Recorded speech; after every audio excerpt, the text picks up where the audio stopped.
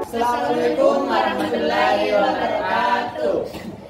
Kami dari kelompok 2 dari kelas 10 Panyoga dengan Le ingin menjelaskan tentang pengertian bencana, jenis-jenis bencana yang ada di Indonesia, informasi bencana di wilayah Indonesia, dan mengidentifikasi bencana yang ada di sekitar. Pertama-tama, perkenalkan nama saya Esa Nur Ramadhani. Perkenalkan nama saya Nurul Hikmat. Perkenalkan nama saya Abdillah Marzuki. Perkenalkan nama saya Safira Nugra. Perkenalkan nama saya Muhammad Hatta. Baik, saya akan menjelaskan tentang definisi pengertian bencana. Bencana adalah peristiwa atau rangkaian peristiwa yang mengganggu kehidupan dan penghidupan masyarakat dan melebihi kemampuan masyarakat untuk mengatasinya dengan sumber daya mereka sendiri. Bencana dapat disebabkan oleh faktor alam, non-alam, dan manusia, dan dapat mengakibatkan korban jiwa, dapat mengakibatkan kerusakan lingkungan, kerugian harta benda, dan dampak psikologis. Bencana alam adalah bencana yang disebabkan oleh peristiwa alam seperti gempa bumi, tsunami, gunung meletus, tanah longsor, banjir, dan lain sebagainya. Dan bencana sosial adalah bencana yang diakibatkan oleh peristiwa atau serangkaian peristiwa yang diakibatkan oleh manusia, seperti konflik sosial antar kelompok atau antar komunitas, masyarakat, dan teror.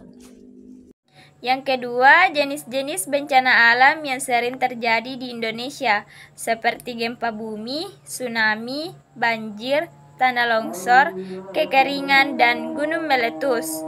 Gempa bumi sering terjadi karena Indonesia berada di cincin api Pasifik. Gempa bumi berkekuatan 5,0 atau lebih rendah terjadi hampir setiap hari, dan gempa bumi besar lainnya terjadi setahun sekali. Gempa bumi dapat memicu tsunami atau banjir.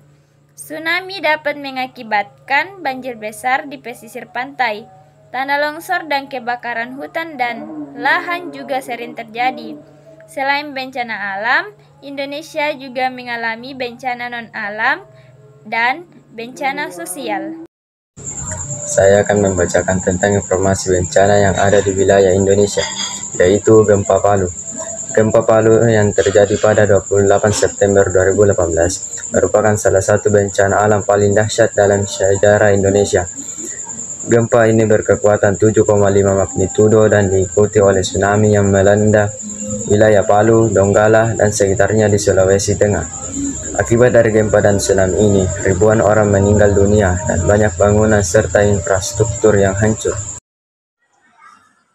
Gempa ini juga memicu fenomena likuifaksi di beberapa daerah, terutama di Petobo dan Balaroa, yang menyebabkan tanah bergerak dan menelan bangunan serta rumah-rumah di sekitarnya.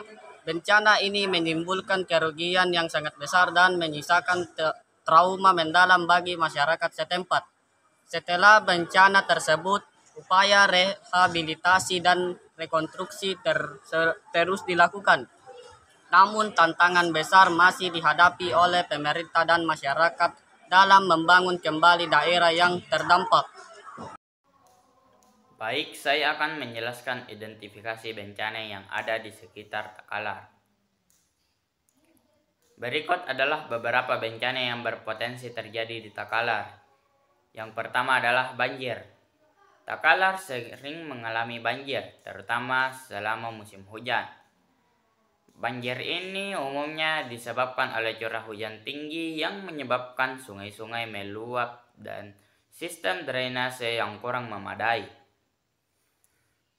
Daerah rawan banjir adalah dataran rendah dan wilayah yang dekat dengan sungai atau saluran air utama. Yang kedua adalah kekeringan. Takalar juga rentan terhadap kekeringan, terutama di musim kemarau yang panjang.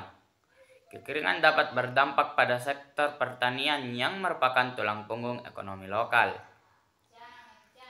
Daerah rawan kekeringan adalah area pertanian dan daerah yang bergantung pada irigasi untuk keperluan air.